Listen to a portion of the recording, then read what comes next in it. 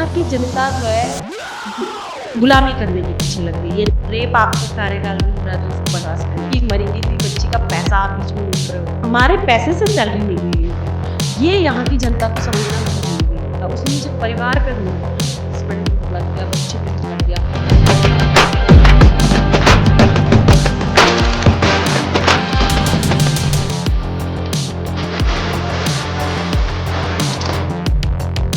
Hello everyone, welcome back to the talk with stand podcast. आज के जो हमारे गेस्ट हैं वो एक पर्सनैलिटी के तौर पर हमारे स्टूडियो में मौजूद हैं। इनको यहाँ लाने का मकसद सिर्फ एक यही था कि हम जानेंगे इनके पीछे की कहानी और किस तरीके से ये इंस्टाग्राम, फेसबुक पर रील्स बनाती हैं और अपनी आवाज़ से जो मुद्दे होते हैं वो लोगों तक पहुँचाती हैं। मैम को बुलाने का मकसद हमारा सिर्फ ये है कि हम इनकी स्टोरी जानने के बाद आप लोगों तक पहुँचाएँ कि मैम किस तरीके से वीडियो बनाती हैं और साथ में एक बिज़नेस भी रन करती हैं, बिज़नेस से रिलेटेड भी सवाल पूछे जाएँगे और एक मदर भी हैं, एक बच्चे की ज़िम्मेदारी भी निभाती हैं प्लस घर के काम भी देखती हैं। मैम का नाम है सुनीता भट्ट जी। मैम बहुत-बहुत स्वागत है आपका टॉक विद सेंस में। Thank you so much. आपके चैनल पे आपने मौका दिया बात करने का और बुलाया, उसके लिए मैं बहुत-बहुत धन्यवाद हूँ और कृतज्ञ हूँ। मैं आपको ना पूरे एपिसोड में दीदी बोलने की कोशिश करूँगा। मैं जैसा हमारी बात भी हुई थी कि आप दीदी मुझे बोल सकते हैं। जी। पूरे एपिसोड में दीदी लेके बात करेंगे। तो दीदी मुझे ये बताइए, ये कहानी स्टार्ट कहाँ से हुई थी आपकी रील्स की? स्टार्ट देखिए, मैं पहले जॉब करती थी जी। क्योंकि मैं 2011 से ही कंटिन्यू सरकारी सेवा में हूँ। सरकारी सेवा में जॉब करती थी और मैंने देखा कि मेरे दुर्गम पोस्ट बची हुई थी, सुगम मेरा हो चुका था। तो अब जॉब छोड़ना था क्योंकि बच्चा घर पे था और हस्बैंड भगवान की कृपा से अच्छी पोस्ट पे प्रशासनिक अधिकारी हैं। तो उन्होंने भी ये बोला कि क्या करना है, छोड़। हम दोनों ना म्यूचुअल अंडरस्टैंडिंग के साथ, मैं भी अच्छी पोस्ट पे, प्रोग्राम ऑफिसर के पोस्ट पे थी मैं। तो मन में आया कि नहीं यार, कितना करेगा, क्योंकि 30-32 साल के हम लोग हो चुके हैं, आधी उम्र खा चुके हैं और ठीक है, आप छोड़ना है, कर दी, जितनी सेवा करनी है सरकार की कर दी, अब खुद का कुछ करना है। और मेरा शुरू से ही था कि मैं बिजनेस करूं। अंदर तो रहता है ना कि आप बिजनेस कर सकते हो, बट आप सरकारी सेवा में चले जाते हो तो आपको हिम्मत नहीं होती है। तो क्विट करने का हमने सोचा, करा मैंने। मेरी लास्ट पोस्टिंग रुद्रपुर थी, क्विट किया। क्विट करके मैंने सितंबर को क्विट किया पोस्ट को। उसके बाद सोचा, अब 2-3 महीने घर पे रेस्ट किया। उसके बाद सोचा नहीं यार, कुछ करते हैं अलग। आपको होता है सोशल मीडिया सब लोग चलाते हैं। मेरे हस्बैंड ने मुझे पुश अप किया, मुझे पहले कुछ नहीं आता था, तो मेरे हस्बैंड ने ही बोला कि कर, तो अच्छा बोलती है, अच्छी दिखने में है, तो क्यों नहीं, व्हाई नॉट, कैसे कैसी लड़कियां तो आगे बढ़ रही हैं, तू कर। देखिए, मेरे बैकबोन मेरा हस्बैंड, मुझे पता है, वो हमेशा मेरे सपोर्ट करता है, हमेशा। मैं चाहे उनको कहना है कि मुझे आज ये करना है, कभी पूछना नहीं, आप करो। तो इस करके उन्होंने मुझे बोला। मेरी बहन, अभी मेरी बहन नॉर्वे में है, उन्होंने वहां से भी सपोर्ट किया। उन्होंने बोला कि आप करो दीदी, हम आपके साथ हैं और आप कर सकते हो। तो इस तरीके से 2 लोगों का मेरे जिंदगी में सोशल मीडिया में आने का रोल है। तो मैंने स्टार्ट किया तो देखा, मैंने नवंबर में शुरू किया और अभी पिछले नवंबर में शुरू किया और अभी कितना हो रहा है, ये मई हो रहा है। हाँ। तो मेरे 1-1.5 लाख फॉलोअर है, तो मैं अच्छा कर रही हूँ कुल मिला के। और लोग मेरी बात सुनते हैं और मुझे बहुत लोग कहते हैं कि आपके विचार बहुत अच्छे हैं, आप अच्छा बोलती हो। नहीं, वही हमने देखा। हाँ जी। तो इस तरीके से गाड़ी मेरी चल पड़ी। तो शुरुआत में मैंने कॉमेडी शुरू करी। तो कॉमेडी में क्या दिक्कत आने लगी, एक तो टीम का मैनेजमेंट नहीं हो पा रहा था। आप अकेले तो कॉमेडी कितना कर लोगे, टीम का मैनेजमेंट नहीं हो पा रहा था। दूसरा स्ट्रगल बहुत था कॉमेडी में, आपको ड्रेस मैनेजमेंट करना है, ये मैनेजमेंट करना है।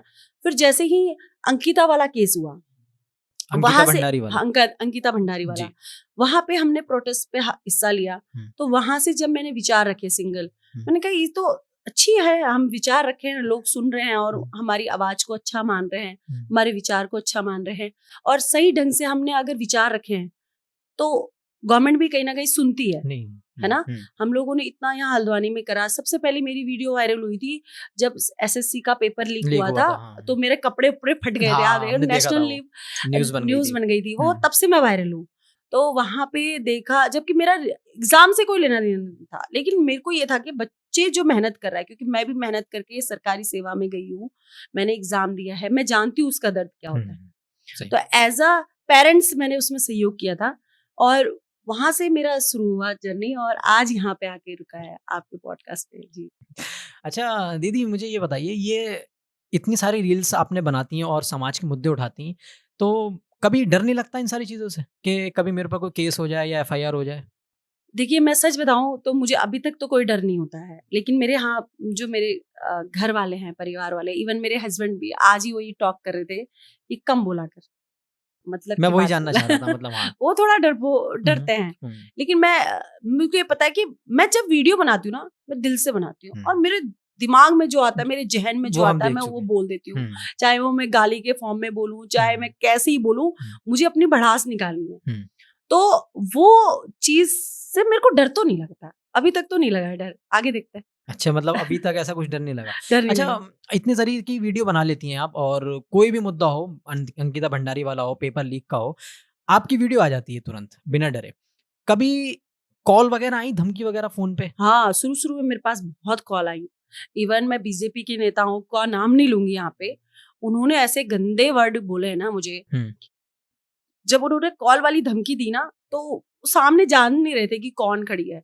मैं धमकियों तो सबसे पहली बात तो मैं डरती हूँ धमकियों से, और धमकी कैसे दी फिर मैं उसके पीछे पड़ जाती हूँ। हाँ, हमने आपकी वीडियोज़ देखी थी उसके बाद। हाँ, हाँ, बहुत धमकी मिली है। एक बीजेपी नेता का आया है, एक इन्फ्लुएंसर था उसी का आया है। हुँ, बहुत लोग करे हैं, और खतरनाक तरीके से, गंदे तरीके से बोला गया है। अभी भी हुँ, मेरे को बोलते हैं, मिलते हैं अब तो सामने-सामने आके बोलते हैं, चौपाटी में आके मुझसे बोलते हैं कि ऐसे मत करो, ऐसे मत करो। मैंने कहा आप नहीं बताओगे, मेरा चैनल है, मैं जानती हूँ मुझे क्या बोलना है और मैं करूँगी। गलत के खिलाफ देखिए बोलना ही यही है ना, आप गलत के खिलाफ तो बोलोगे ही, चाहे हिंदू गलत करे, बुरा करे, मुस्लिम करे, कोई भी करे, सरकार करे, आपको गलत पर अपना पक्ष रखने का पूरा अधिकार है। संविधान आपको ये अधिकार देता है। बिल्कुल। जी हाँ, किसी का हानि नहीं होनी चाहिए, आप बोल सकते हैं।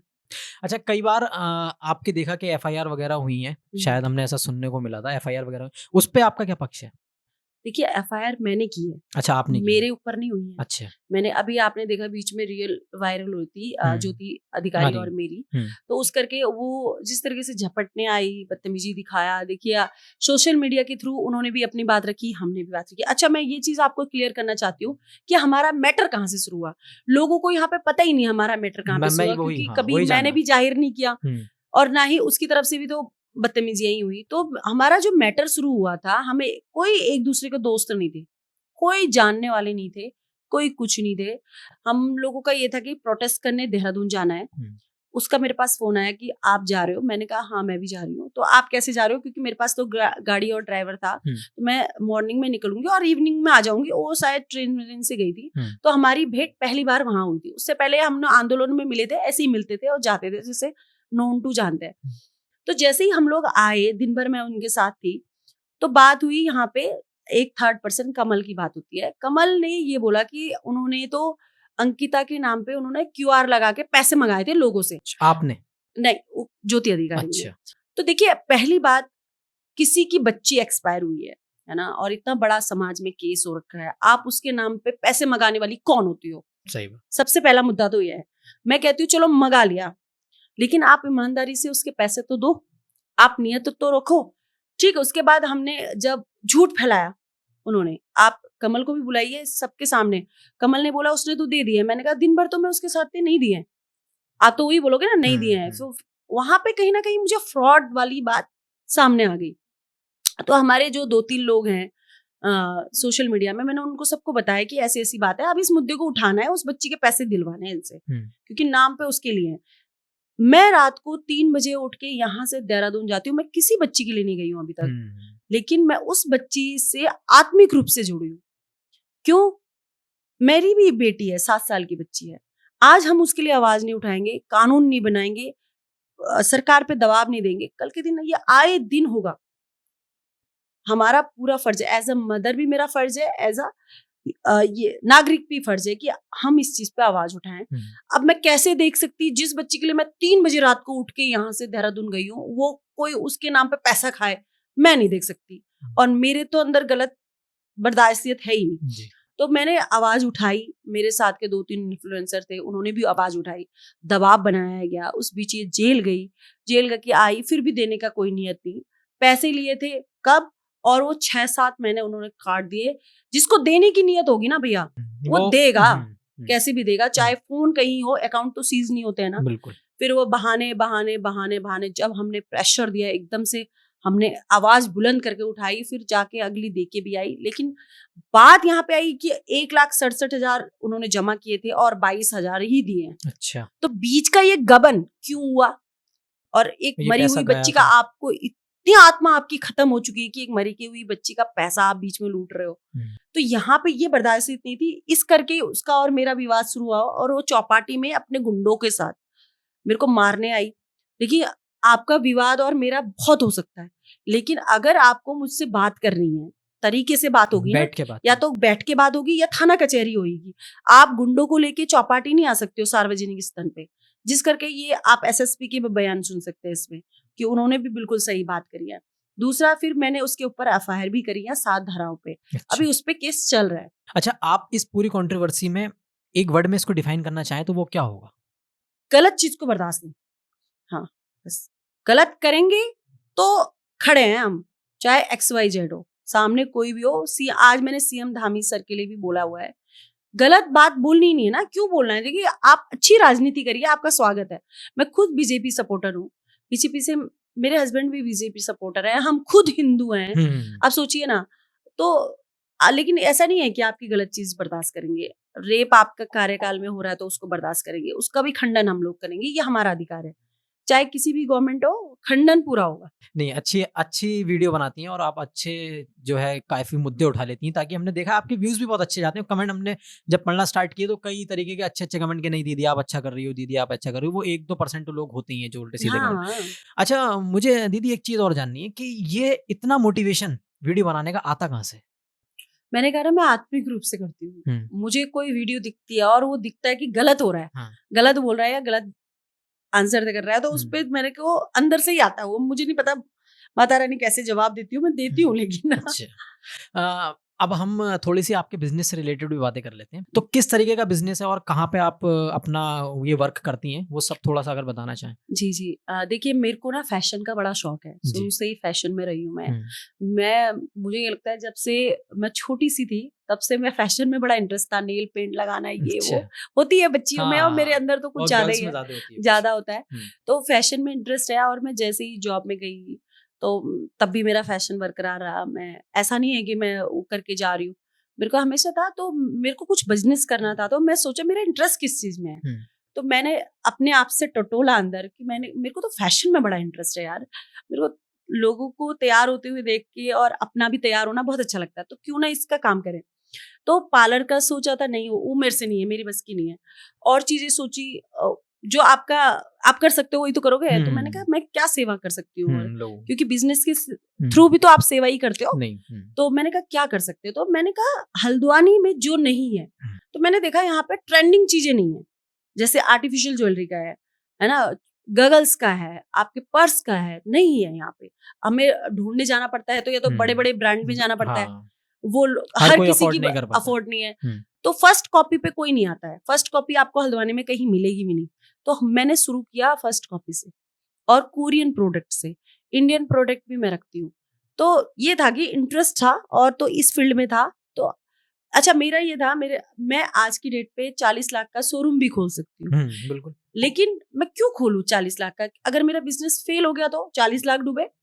तो मैंने ये सोचा कि 2 लाख से शुरू करते हैं। अगर 40 लाख का शोरूम कहाँ जा रहा है, 2 लाख से शुरू करते हैं। अगर सक्सेस हो गया तो 40 लाख का शोरूम तो पक्का ही है अपना, खोल सकता है। तो शुरुआत मैंने 2 लाख से करी, जिससे मैंने सोचा कि अब मैं 2 लाख से करूंगी, कहाँ करूं।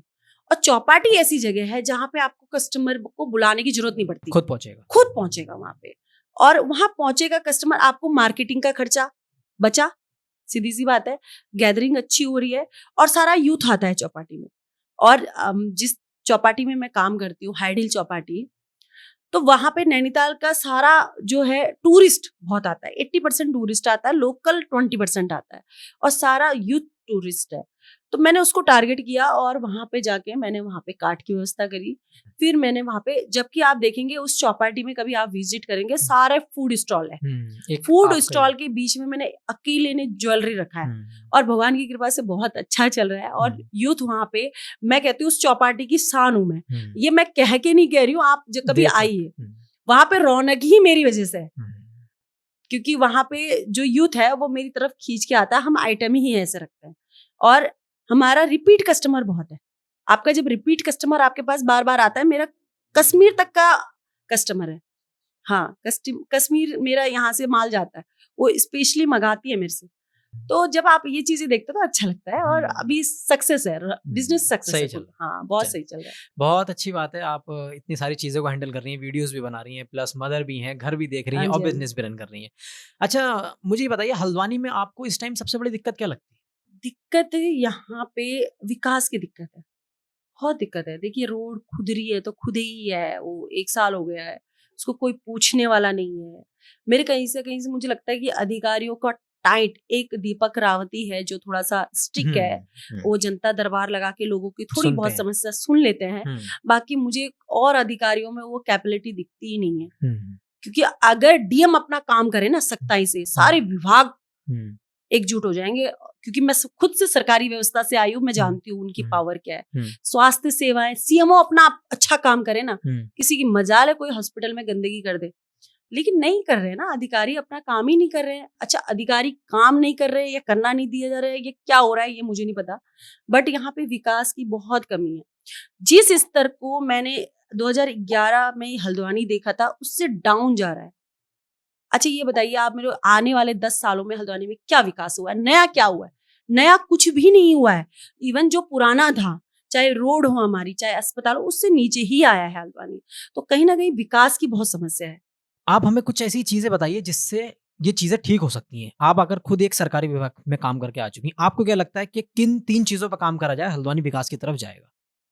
तत्काल कार्रवाई पे करना चाहिए काम, मेरे ख्याल से। अगर आपने रोड खोदी है तो जनता को, एक तो अवेयर नहीं है जनता ये सोचती है कि किसी अधिकारी से बात करना है मतलब चापलूसी करना है, नहीं होता। अधिकारी हमारी समस्या सुनने के लिए बैठे हैं और हमारे पैसे से सैलरी मिल रही है उनको। ये यहाँ की जनता को समझना बहुत जरूरी है। यहाँ की जनता जो है गुलामी करने के पीछे लग गई है। चाहे हम नेताओं से कड़क करके कोई बात ही नहीं करना चाहता है, ये सोचता है कि क्या कर देगा। अरे क्या कर देगा, सवाल पूछने को कोई कुछ नहीं करता। तमीज से अपने सवाल रखिए, वो हर नेता सुनता है, हर अधिकारी सुनता है, हर कर्मचारी सुनता है, लेकिन लोग बोलना ही नहीं चाहते। अब बोलेंगे नहीं तो अधिकारी जबरदस्ती अपने सर पे थोड़ी मारेगा पत्थर कि जो कोई बोल ही नहीं रहा तो क्यों करेंगे। तो कहीं ना कहीं ये भी है, बोलने की समस्या भी कह सकते हैं आप। और चापलूसी ज्यादा लगती है मुझे यहाँ लोगों के अंदर बहुत है। अच्छा, क्रिएटर बनना आज के ट्रेंड में बहुत जो है ट्रेंड में चल रहा है। आपको लगता है कोई इंसान अगर क्रिएटर की फील्ड में जाना चाहता है तो वो फाइनेंशियली उसको देख के स्टेबल हो सकता है? बिल्कुल बिल्कुल। मेरे को इतना काम मिला है ना, मैं आपको बताऊं, बट मैं चूजिंग काम ले रही हूँ। देखिए, काम तो मेरे को आए दिन मिल रहा है, लेकिन मेरे ऊपर है कि मैं कौन सा पकड़ती हूँ, क्योंकि मेरे को ब्रांड बनना है।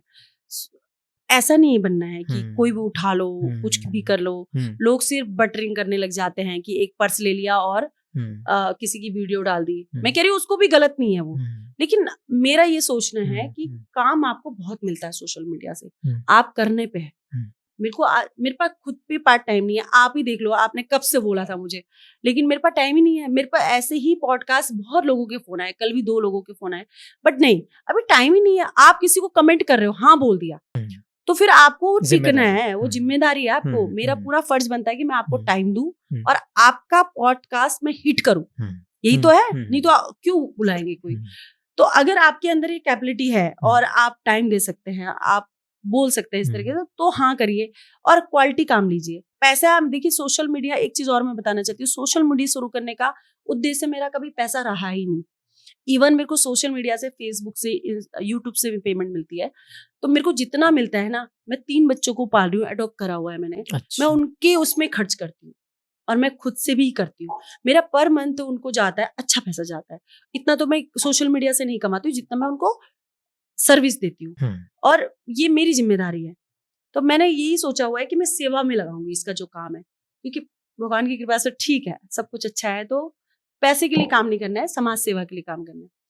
अच्छा, इतनी सारी चीजें मैनेज कर रही हैं आप, कभी ऐसा लगा कि यार छोड़ दूं सब? मेरे को कभी कभी बिजनेस में लगता है। अच्छा। हाँ, दिल्ली भागो, कभी कोरिया के लिए ऑफर आता है, कोरिया आ जाओ, कभी अच्छा। नेपाल भागो, नेपाल से भी मेरा मटेरियल आता है। तो इतना भाग दौड़, फिर बच्चा छूट जाता है उसमें। अभी मेरा 3 दिन रामनगर में शूट था, तो 3 दिन बच्चे को लेके जाना है, क्योंकि वो बच्चा अकेले तो रहेगा नहीं। तो ये लगता है कि छोड़ो, बच्चा जहाँ पे सफर होने लगता है ना, तो मुझे लगता है कि वो छोड़ो, क्योंकि उसको लेके तो मैंने नौकरी छोड़ी है। इवन कॉज मेरा वही तो था, बच्चे को अच्छे परवरिश देना है। तो मेरा इसीलिए चौपाटी शुरू करने का भी ये रीजन है कि मैं शाम का है, दिन भर अपना बच्चा देखो, घर देखो, अब बढ़िया से अपना काम करो और शाम को अपना बिजनेस भी देख लो, कि एक पार्ट टाइम जॉब टाइप्स।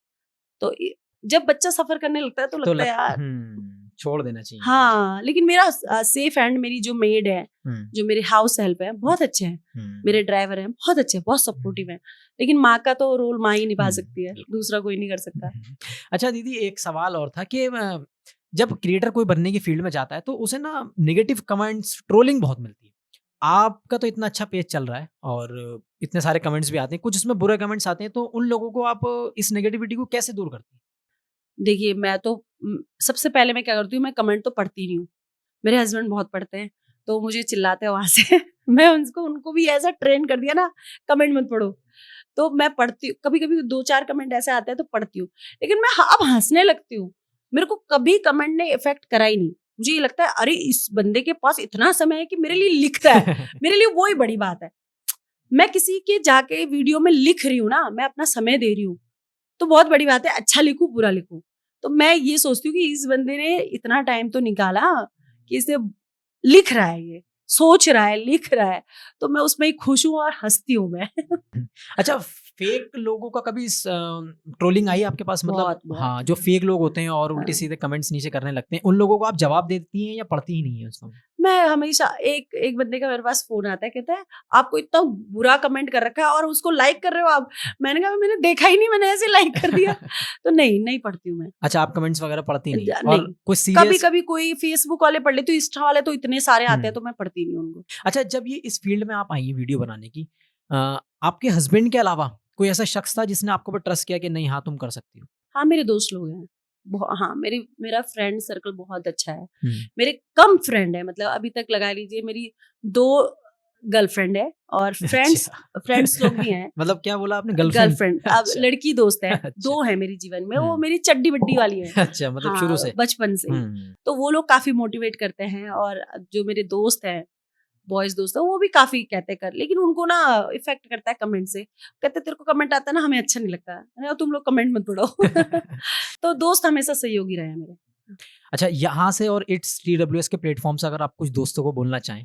तो मैं कहना चाहती हूँ दोस्तों, तुम्हारी दोस्त अभी बहुत आगे जाने वाली है, तैयार रहो।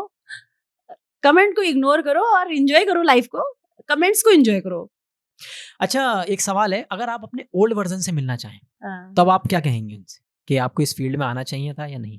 मुझे यही लगता है कि मैंने जॉब बहुत पहले छोड़ देनी चाहिए थी। इवन मेरे को जॉब का रास्ता पहले से ही नहीं लेना था। मेरे को शुरू से अगर मैं बिजनेस करती, आज बहुत आगे जाती। तो चलिए, देर से ही शुरू तो हुआ, लेकिन मैं बहुत हैप्पी हूँ। मेरे को जॉब में मैं इतना नहीं कमाती जितना मैं बिजनेस में कमा रही हूँ अभी। मैं गॉड ग्रेस है, जब 5 घंटे में आप इतना अच्छा कमा दे रहे हो, तो अगर मैं पूरा दिन दूं तो मैं क्या कर सकती हूँ। तो ये चीज का मलाल रहता है कि मैंने बिजनेस पहले क्यों नहीं शुरू किया। ये आपका ओल्ड वर्जन वाला जो है, ओल्ड आप वर्जन अपने है। आप को देना चाहते हैं? हाँ, क्योंकि ये चीज ना मेरे अंदर शुरू से ही थी कि मुझे बिजनेस करना है। कहीं ना कहीं हिम्मत नहीं आती थी। अच्छी सैलरी आ रही है तो क्यों आपकी हिम्मत बढ़ेगी? क्यों छोड़े? हाँ, क्यों छोड़े? फिर फाइनली मैंने छोड़ के अच्छा किया। हाँ, अब मैं अपना सारा जीवन बिजनेस को दूंगी और समाज सेवा को दूंगी, ये सोचा है। जब आपकी कंट्रोवर्सी हुई थी चौपाटी वाली, उस टाइम लोग आपको जज भी कर रहे होंगे। आपने अभी पूरा मुद्दा अपना सामने रखा। आपको अगर उस बात पे कुछ और कहना हो, जैसे जजमेंट के ऊपर जो लोग आपको जज कर रहे थे बिना मुद्दा जाने, उसको क्या कहना चाहिए? मैं लोगों से ये कहना चाहती हूँ, देखिए हमेशा ना जज बनने की कोशिश मत करिए। लोग ना अपने उसमें तो जज बन जाते हैं, दूसरे के उसमें वकील बनते हैं। तो ये चीज आप लोग मत करिए। आप पक्ष सुन रहे हैं तो सही पक्ष से सुनिए, दोनों पक्ष को जानिए। देखिए, मैं ये नहीं कह रही कि मैं सही हूँ या वो गलत है, बट आप दोनों का तो सुनिए, किस तरीके से शुरू हुई कंट्रोवर्सी और कैसे कहाँ जाके अभी एंड हुआ। एंड नहीं हुआ, अभी तो केस ही चल रहा है, तो जज जल्दी नहीं करना चाहिए। अच्छा, सोशल मीडिया पे लोग ना जल्दी डिसीजन बना लेते हैं। जैसे अभी हमने आपका पूरा पक्ष सुना और लगा कि हाँ, आप बहुत हद तक सही थी, जो आपने पूरा केस बोला। सोशल मीडिया पे लोग बहुत जल्दी जज करते हैं। उनके लिए क्या राय है आपकी? वही है, जज मत करिए। हाँ, नहीं, मतलब जैसे होता है, अभी हमने वीडियोस देखी, हमें लग रहा है आप गलत थी, दूसरी साइड वाली वीडियो देख रहे हैं, लग रहा है वो गलत थी। अब आपने अपना पूरा जजमेंट बताया, हमने सोशल मीडिया के थ्रू आपको देखा, लेकिन सोशल मीडिया के थ्रू जो आपको लोग देख रहे हैं उनसे आप क्या कहना चाहेंगी? मतलब देखिए मुद्दा कहाँ से आगे बढ़ा, उसने जब परिवार पे हमला किया ना, हस्बैंड पे हमला किया, बच्चे पे हमला किया, तब मैं ज्यादा भड़की। उससे पहले तो यही मुद्दा था कि पैसे दो, बस बात खत्म। मुद्दा ये पहले पैसे का ही था। हस्बैंड, बच्चे, देखिए चाहे उसका हस्बैंड हो चाहे मेरा हो, बच्चे उसके, सब बराबर है। इस पे आगे नहीं जाना चाहिए। अगर आप जा रहे हो तो फिर सुनने की हिम्मत रखो। बिल्कुल आपको या तो जाओ मत, जाओ तो सुनने की हिम्मत रखो, और वही मैंने किया। अच्छा दीदी, एक सवाल और था, वो कंट्रोवर्सी में इंसान जब फंसता है ना तो बड़ा अंदर से टूट जाता है। आपको उस टाइम टूट गई या और स्ट्रांग बनाया? मैं बहुत स्ट्रांग हुई हूँ, और अब मेरा बोलने का तरीका और चेंज हो गया है। चेंज है, और अब धड़ल्ले से बोलती हूँ। अब किसी से नहीं डरती हूँ। पहले तो ये था कि क्या होगा, और उस चीज को लेती थी। बट कंट्रोवर्सी में जाके ये पता चला कि नहीं, पुलिस हमेशा आपके सपोर्ट में है। मैं नैनीताल पुलिस के लिए बोलना चाहूंगी, चाहे मेरा मुद्दा हो, चाहे किसी का मुद्दा हो, चाहे कोई भी केस हो, नैनीताल पुलिस अभी के जो एसएसपी हैं काफी सकारात्मक है और काफी निर्णय वाले, डिसीजन लेने वाले। तो अधिकारी में मुझे वो बहुत इम्प्रेस करता है। अच्छा। हाँ, अच्छे अधिकारी जिसे कहते हैं, गुड डिसीजन लेने वाले और चीजों को तरीके से प्रेजेंट करने वाले। ये नहीं कि राजनीति जब दबाव में आ रहे हैं या सोशल इन्फ्लुएंसर के दबाव में आ रहे हैं तब ये डिसीजन देते हैं। कठोर डिसीजन देते हैं और अच्छे डिसीजन देते हैं, ताकि दूसरी बार दूसरे की हिम्मत ना हो। अब कहीं ना कहीं इसमें एसएसपी उसका सपोर्ट लेता इस केस पे, तो उसकी और हिम्मत बढ़ती। मैंने एक डायलॉग बोला था कि स्मैक लेने वाला सीधे स्मैक नहीं लेता। वो शुरुआत करता है बीड़ी, फिर सिगरेट, फिर छोटी डोज, फिर बड़ी डोज, फिर बढ़ते बढ़ते बढ़ते उसकी स्थिति क्या हो जाती है। अगर आपने क्राइम को छोटे में ही रोक दिया, जैसे उन्होंने किया, छोटे में ही वो रोक दिया उसको, तो अब उसकी हिम्मत नहीं है, अब नहीं करती वो कंट्रोवर्सी। करती भी है तो बहुत सोच समझ के करती है।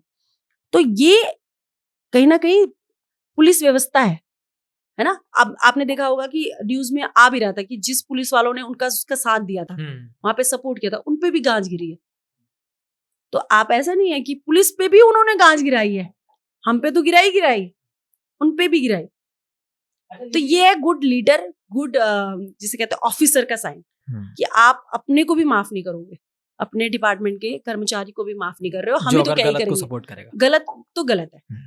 तो यहाँ पे मेरे को वो इम्प्रेस करते हैं। अच्छा दीदी, जब भी कोई कंट्रोवर्सी में कोई इंसान फंसता है ना तो सपोर्ट होने लगता है पीछे से। चाहे आप लड़ाई देख लीजिए या कोई विवाद देख लीजिए, किसी भी तरीके का, लोग ना पीछे से हटने लगते हैं कि यार हम क्यों पढ़े। आपका उस टाइम सपोर्ट कौन था? मेरा सपोर्ट उस टाइम पे मेरा परिवार था। हाँ, मेरा परिवार था और मेरे दोस्त लोग थे। मैं जानती हूँ कि मेरे साथ जब वो विवाद हुआ तो मेरे साथ खड़े थे, और वो दोस्त मेरे बहुत अच्छे दोस्त हैं। मैंने कहा क्या, मेरे चुनिंदा रिश्ते हैं बेमिसाल। अच्छा। ऐसे मैंने भीड़ इकट्ठी नहीं कर रखी है कि यहाँ भी मेरा जानने वाला है, यहाँ भी नहीं। मेरे हैं 2-4, ज्यादा नहीं है, लेकिन है बेमिसाल। वो मेरे साथ खड़े रहते हैं। मुझे पता है मैंने रात को 2 बजे बुलाना है तो 2 बजे आ जाएंगे वो। ऐसे वाले हैं। अच्छा, ऐसे फ्रेंड्स? हाँ, ऐसे दोस्त। तो फ्रेंड्स का ज्यादा सपोर्ट रहा आपने और फैमिली का सपोर्ट? हाँ, फैमिली में भी देखिए, अब परिवार तो करेगा ही सपोर्ट। मैं उनकी बेटी हूँ, उनकी पत्नी हूँ, तो वो तो करेंगे। उनके पास ऑप्शन कुछ नहीं है। मैं वही पूछ रहा हूँ कि और किसका सपोर्ट? और मेरे दोस्त। अच्छा, जब कोई भी वुमेन या कोई औरत आवाज उठाती है ना तो लोग उसकी आवाज को दबाने की कोशिश करते हैं। ये आपने कई बार देखा होगा। बहुत। हाँ, आप तो खुद इतने मुद्दे उठा लेती हैं। इवन औरत आवाज उठाती तो औरत ही करती है, उसकी आवाज ज्यादा दबाती है आदमी से ज्यादा। तो हाँ, ये है। हाँ, तो जब आप किसी भी मुद्दे पे आवाज उठाती हैं तो घर वालों को छोड़ के या कोई और ऐसा होता है कि नहीं मत करो ऐसा और ये आवाज मत उठाओ? जैसा आपने अंकिता भंडारी वाले में हमने केस में देखा, आपने लगातार उसमें जो है वीडियोस बनाई और आपने यहाँ तक बोला। मैंने तो पुलिस के डंडे खाए वहाँ देहरादून जाके। जब वो आप प्रोटेस्ट कर रही होंगी। हाँ, तो इस तरीके के लोगों को आप क्या कहना चाहेंगे जब कोई एक वुमेन आवाज उठाती है? देखिए, औरत आवाज उठाती है, सही के लिए उठाए तो आप सपोर्ट करिए। और मुझे सपोर्ट मेरे हस्बैंड ने हमेशा ही किया है। इसमें भी जब मैं देहरादून जा रही थी ना, मेरे लिए गाड़ी की व्यवस्था से लेकर आने की व्यवस्था तक सब उन्होंने किया है। तो ऐसा सपोर्टिव हस्बैंड हो तो क्या किसी की जरूरत है, मजाल क्या है, बाढ़ में जाए। वुमेन को क्रिएटर बनना चाहिए? बिल्कुल। अगर जो आज वुमेन स्टार्ट करने का सोच रही हो, कहीं ना कहीं अपने घर के काम से या फैमिली की प्रेशर की वजह से नहीं कर पा रही हो, उनको आप क्या बोलना चाहिए? बिल्कुल करना चाहिए। अगर आपके अंदर से आता ना ये गट्स, देखिए मेरे को भी अंदर से आया कि मुझे शुरू करना है। मैंने अभी तक नहीं करा था, लेकिन मैंने नवंबर से शुरू किया। मेरे को सितंबर में आ गया था मुझे इस फील्ड में आगे बढ़ना है। उससे पहले तो नॉर्मल चलती थी, गाने की रील ये वो, बट मुझे ये लगा कि मुद्दे पे आना है और काम करना है इसी फील्ड पे। तो ये दिल से आता है। तो आपका अगर दिल कह रहा है कि मुझे इस फील्ड पे आ गया और मैं कर सकती हूँ, तो आपको डेफिनेटली आगे बढ़ना चाहिए। अच्छा दीदी, हमने आपकी कुछ रील्स और देखी, उसमें आपने कई बार सौरभ जोशी का जिक्र करा था। हाँ जी, हाँ जी। हाँ, आपका उनसे कुछ विवाद है या कुछ कनेक्शंस हैं? थोड़ा-सा एक्सप्लेन करेंगे इस बात को? देखिए, अभी तो वो हमारे फैमिली मेंबर हैं, क्योंकि अच्छा। उनकी वाइफ जो है वो भट्ट बिरादरी में उनकी शादी हुई, तो वो और अभी फैमिली मेंबर है। शुरू की बात बताती हूँ, जब उनका हमारे से कोई रिश्ता नहीं था। हुँ, देखिए, मैं उनके 2 बार घर गई, अच्छा, तो उनका मतलब मैं आप सौरभ जोशी के घर गए? हाँ, हुँ। घर गई। आप शुरू-शुरू में क्रिएटर बनते हो तो मिलने हाँ, जाते हो आप, हाँ, हाँ, हो जाता ठीक है? तो ऐसे हुँ। मैं 2 बार गई, तो हुँ। मैं देखा 400-500 बच्चे बैठे हैं, कभी 400-500 बैठते थे, कभी 4-5 बैठते थे, कभी 10-12, मतलब उनके घर के बाहर भीड़ लगी रहती थी। हुँ, और धूप में हुँ, वहाँ बैठने की कोई व्यवस्था नहीं है। कोई ना ऊपर से छत है, अच्छा, बारिश है, तो हुँ, मैंने देखा खुद से, हुँ, बारिश में बच्चे वहाँ भीग रहे थे। हुँ, अच्छा, आप ये बताइए, आपका हल्द्वानी का बच्चा एज़ अ गुरु मान के तो आपसे मिलने आ हाँ, रहा सही है, बात है, जो व्लॉगिंग कर रहा है। ठीक, हुँ, ब्लॉगिंग कर रहा है, मैं हुँ, भी गई हुँ, मिलने, हुँ, नहीं मिलने दिया। हुँ, गार्ड का इतना बदतमीज व्यवहार, अच्छा, उसके गार्ड, अगर सुन रहे होंगे तो गार्ड को चेंज करो। तो इतना बदतमीज व्यवहार, और हुँ, दूसरा इतनी तरीके से, गंदे तरीके से बात करना। फिर सुबह से बैठा है कोई क्रिएटर, शाम हो हुँ, गई, हुँ, आप टाइम नहीं दे रहे हो, हुँ, और एक मुंबई से तुम्हारे गेस्ट आ रहे हैं, तुम उसको वेलकम कर रहे हो, हुँ, अंदर घुसा रहे हो, खाना खिला रहे हो। हमारा बच्चा इंपॉर्टेंट है भयंकर, वो लाखों करोड़ों जो कमाने वाला है वो इंपॉर्टेंट है। मुझे यहाँ पे सौरभ जोशी की बहुत बुरी बात लगी। दूसरा, आप उत्तराखंड के मुद्दे ही नहीं उठा रहे हो। आप मुझे बताइए, वो बंदा घर की ब्लॉगिंग के अलावा कौन सा मुद्दा उठाता है? कोई मुद्दा नहीं उठाता है। हुँ, दूसरा, आप इसी समाज में तो रह रहे हो, हुँ, आप यहीं से पैसा कमा रहे हो, यहीं का आपका यूथ कंटेंट आपका यहीं का है, हुँ, लेकिन आप यहाँ के बारे में बोल कुछ नहीं रहे हो। और एक बच्चा तो मैं देख रही थी, वो बेहोश-वोश मेरे सामने ही हुआ था वो। अच्छा, सुबह से बैठा हुआ था, उसका हुँ, पेरेंट्स लेके आया था, वो उसको हुँ, बच्चे की जिद है, मिलने के ज़िद। मिलने के लिए हुँ, आए थे वो लोग भीमताल, और बैठे थे। वो कह रहे थे हमें 1.5 दिन हो गया। तो ये दर्द मुझसे सहा नहीं गया। अच्छा, तब मैंने आवाज़ उठाई, शायद अब एंटरटेन करता है वो। अब हुँ, मैंने सुना है, जब से मैंने आवाज़ उठाई है, और उसने मेरी वीडियो पे रिएक्ट भी किया है कि मैं टैक्स देता हूँ, मैं ये करता हूँ, मैं ये, आप सब करते हो माना, सब करते हो। या तो सीधे-सीधे बोर्ड पे लिखो कि सौरभ जोशी नहीं नहीं मिलेगा मिले। किसी से, हुँ, तो कोई आपका इंतज़ार नहीं करेगा। लेकिन कहीं न कहीं उम्मीद रहती है ना बच्चों को, ना मिलने की। है ना? हुँ, मिलने की। हुँ, अब कहाँ का, लोकल का ही तो बंदा जा रहा है। हुँ, आप इतने बड़े हो गए कि आप लोकल के ही लो इग्नोर मार रहे हो। हुँ, एक टाइम निर्धारित करो। सही। डीएम भी जनता दरबार लगाता है, हुँ, सीएम भी जनता राइट। दरबार लगाता है। हुँ, आप भी उस दिन जनता दरबार लगा लो। कुछ इस एक तरीके का समय ही हो दो, जाए। लेकिन हुँ, 2-2 दिन से लोग वेट कर रहे हैं, 3-3 दिन से वेट कर रहे हैं, ये जायज़ नहीं है। चलो, मुद्दे पे नहीं बोलना है, वो आपका इश्यू है, मत बोलो, हम कह रहे हैं। लेकिन इस तरीके से जनता को परेशान करोगे, हमारे हल्द्वानी के बच्चे को परेशान करोगे, तो सुनीता भट्ट बोलेगी ही बोलेगी। वहाँ पे नहीं छोड़ेंगे आप। अच्छा दीदी, मैं देख रहा हूँ कि बिल्कुल नहीं डरती हैं आप किसी भी मुद्दे पे लेके। हाँ, बिल्कुल, मतलब ये अगर आज की वुमेन को कोई 2-3 बातें बतानी हो कि वो अपने अंदर से डर और बोलने का ये जज़्बा लेके आए, तो वो क्या होना चाहिए? देखिए, पहले तो आपको ज्ञान का विकास होना चाहिए। हुँ, आपको पता होना चाहिए कि कि मैं किस पे मुझे बोल रहा किस पे बोल रही हूँ, हूँ। और हुँ, मेरे पे हुँ, कल के दिन केस भी हो गया तो क्या केस हो सकता है। हुँ, आपको सबसे पहले यहाँ डेवलप करना चाहिए, और हमारा यहाँ डेवलप है, क्योंकि हुँ, हम विभागों में खेले खेले हुए हैं। लोग हैं। हमें पता है यहाँ तक इतना बोलेंगे तो हमारे ऊपर कार्रवाई नहीं होगी। तो आपका सबसे पहले वुमेन क्रिएटर है, जो भी महिला क्रिएटर है, मैं उनको ये बताना चाहती हूँ, पहले आप ज्ञान का विकास करिए, और मुद्दे पे बोलने से पहले सोच लीजिए एक बार। मैं तो सोचने की जरूरत नहीं है, क्योंकि हम तो पब्लिक स्पीकिंग हमेशा ही करते आ रहे हैं। पहले भी मैं ट्रेनर के रूप में रही हूँ, तो मैं बोलते आ रही हूँ। तो ये ज्ञान का विकास करो और आगे बढ़ो, बिल्कुल। और चाहे वो ज्ञान आप यूट्यूब से लो, पढ़ाई से लो, कैसे लो, ज्ञान ज़रूर लो। अच्छा दीदी, एक सवाल और था आपसे कि अगर बिना डरे आपको हल्द्वानी के बारे में कुछ सवाल पूछने हो या कुछ चीज़ें यहाँ के जो लॉज़ बना रहे हैं या लॉज़ में हैं, उन लोगों से कुछ सवाल कहने हो या अपनी बात रखनी हो, तो वो क्या होगी? मैं जैसे अधिकारियों की बात कर रहे हैं या हुँ। नेताओं की बात कर हाँ, रहे हैं? नहीं, नहीं, आप किसी भी मतलब जो भी डिसीज़न मेकर हैं यहाँ के, वहाँ पे हल्द्वानी की कोई बात पहुँचाना चाहती हो, तो वो क्या हो? मैं ये कहना चाहती हूँ कि देखिए, हल्द्वानी का विकास नीचे की तरफ जा रहा है। आप अधिकारियों, आप नेताओं के हाथ में ये भाग-दौड़ है। बिल्कुल। हमारे हल्द्वानी को ऊपर पहुँचाइए। ये हल्द्वानी यहाँ नहीं होना चाहिए। ये कुमाऊँ का गढ़ है, लेकिन इसकी दुर्गति कुमाऊँ के गढ़ जैसी बिल्कुल नहीं है। देहरादून के महज़ में हल्द्वानी इक्वल तो छोड़ो, बहुत नीचे आ चुका है। आप लोग प्लीज़ इसकी सुविधाएँ बढ़ाएँ। और जनता को फैसिलिटीज दे। आप लीजिए, आजकल बिजली की कोई बात नहीं करता है। स्मार्ट मीटर के नाम पे जो लूटा जा रहा है, मैं जानती हूँ ना, मैं विभागों में जा रही हूँ, मुझे पता है।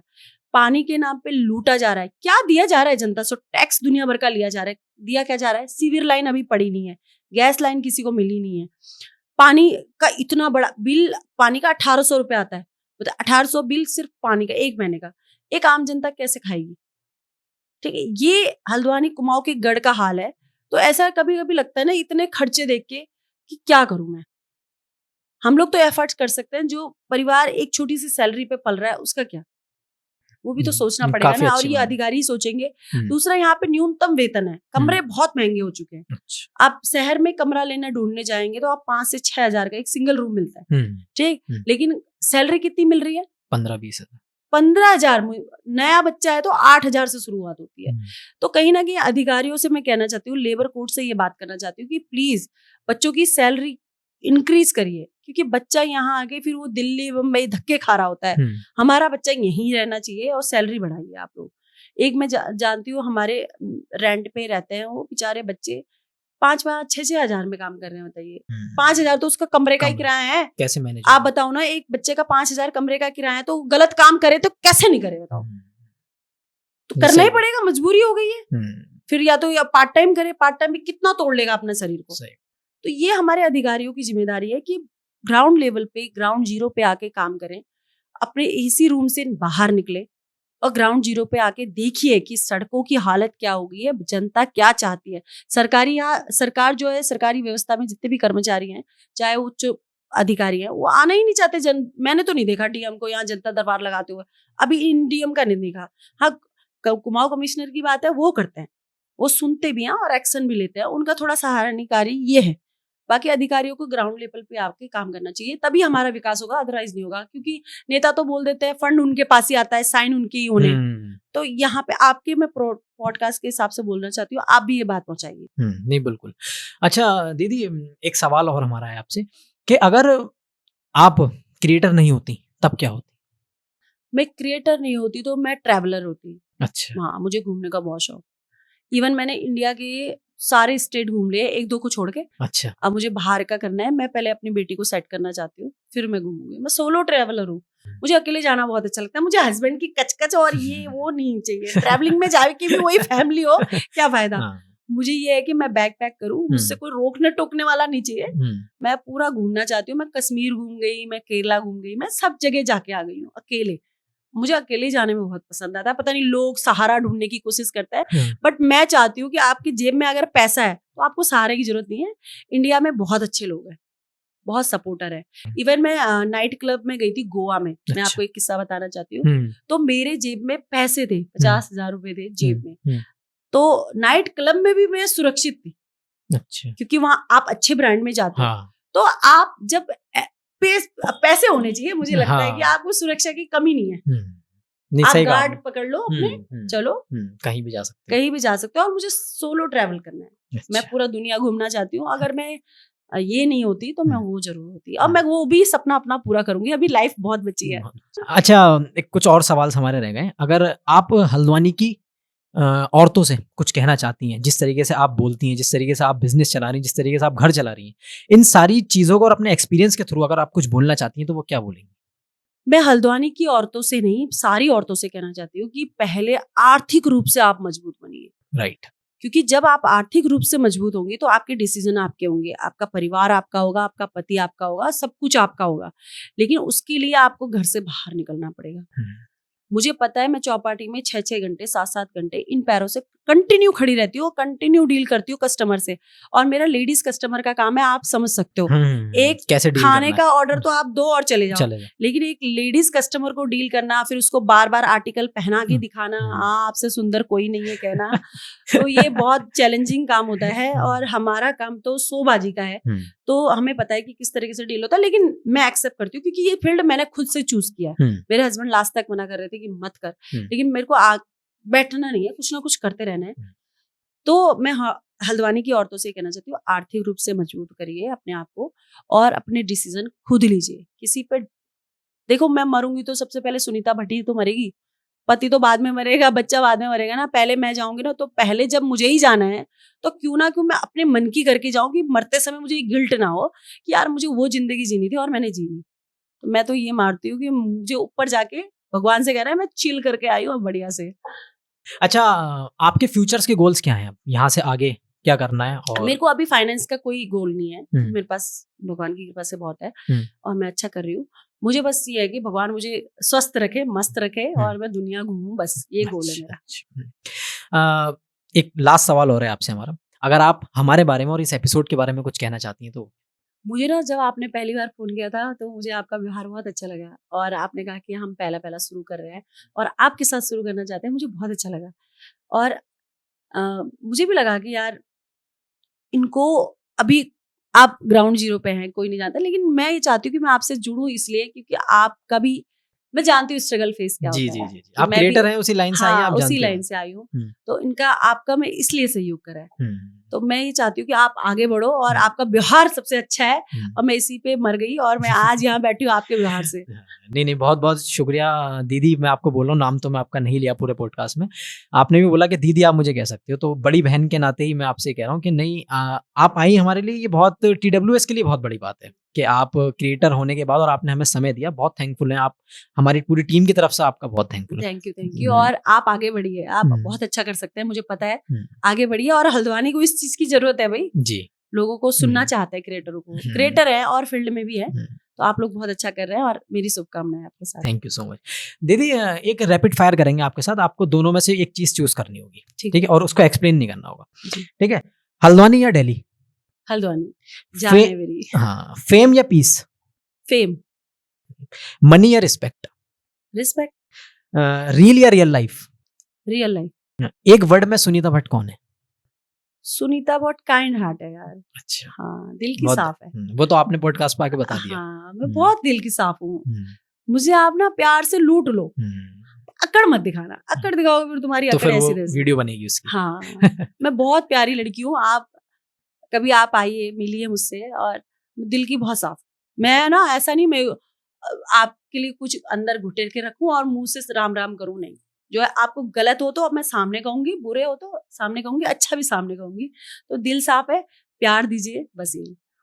दोस्तों, आपने देखा आज का एपिसोड, कोई सामाजिक तौर पे नहीं था या तो कोई मुद्दा उठाने की बात नहीं थी। आज हमने ऐसे क्रिएटर की जर्नी को जानने की कोशिश करी है जो बहुत समय से वीडियो बनाते आ रही हैं और समाज के मुद्दे उठाते आ रही हैं। इतने बड़े-बड़े मुद्दों पे और कई सारी जो है चीज़ें इनके साथ हुई, कई सारे कमेंट्स आते हैं, इन सारी चीज़ों को नहीं देखती हैं, ट्रोलिंग भी नहीं देखती, बस किसी मुद्दे पे आवाज़ उठानी है तो सीधे उठानी है।